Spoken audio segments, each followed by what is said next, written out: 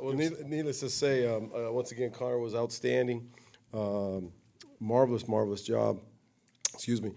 And we played pretty good baseball again. I mean, it's, you get timely hitting. You get Rob Refsteiner getting us a little bit of a start and, taking probably a little bit of the anxiety off by being up 2-0. But you never feel comfortable with Ray's club, to be real honest. Yeah, even going in the last inning, you always, at least me, they may not feel this way, but at least me going in, you just, you've got to make good pitches and do the right things or they're going to take advantage of it. So, obviously a good ball game for us, and hopefully we can put another one together tomorrow.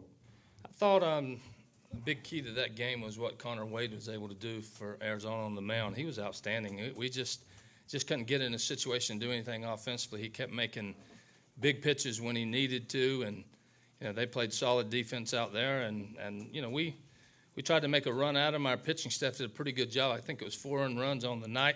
We kept hanging around. We turned a couple of double plays to stay out of too much trouble, but we were never able to do anything offensively. And you gotta give Connor Wade credit for that. He was outstanding. Yeah, the thing about him, Kendall, is and he knows this. I mean, he went through a little bit of a stretch early in the season where he just wasn't throwing strikes. He has tremendous arm side sink. He has a really good changeup with arm side sink as well.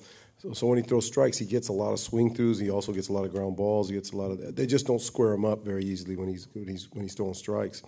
Again, pitching in this park, I think, is conducive to what he does because he's had to do it at High Corbett all season.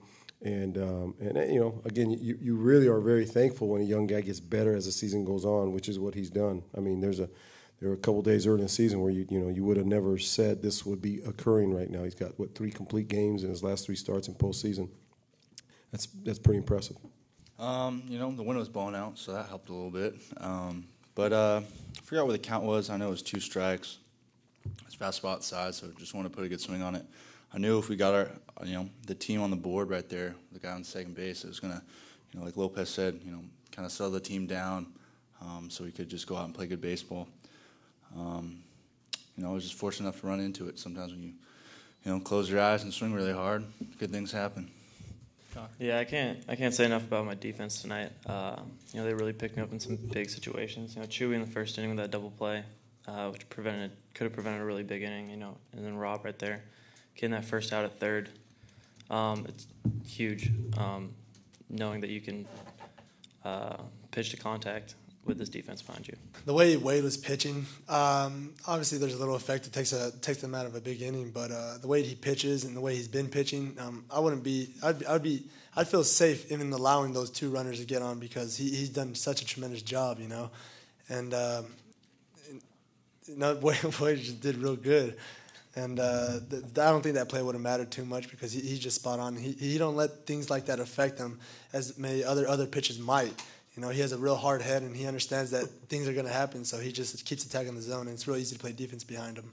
I was actually really surprised Matthews decided to take the extra base. The ball was hit relatively hard through the hole, and when Connor throws, I play especially hard, but I play, probably the hardest out of any pitchers because I know what Connor's been through.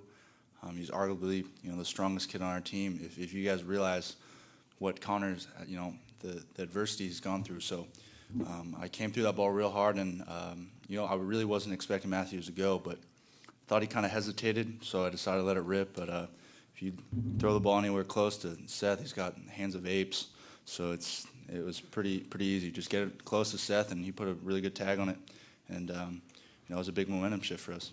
No jitters whatsoever. In fact, after batting practice, we go up in the clubhouse, and I'm in the kitchen going through I had jitters. I know what they're going to talk about.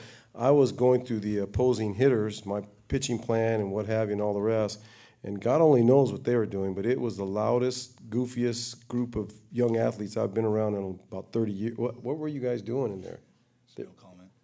Yeah, they were playing some goofy game. I still don't. I sat there and went, wow, these guys are kind of loose tonight. So I just think it's when you score in postseason, it just feels good to be up than versus chasing runs. It's postseason.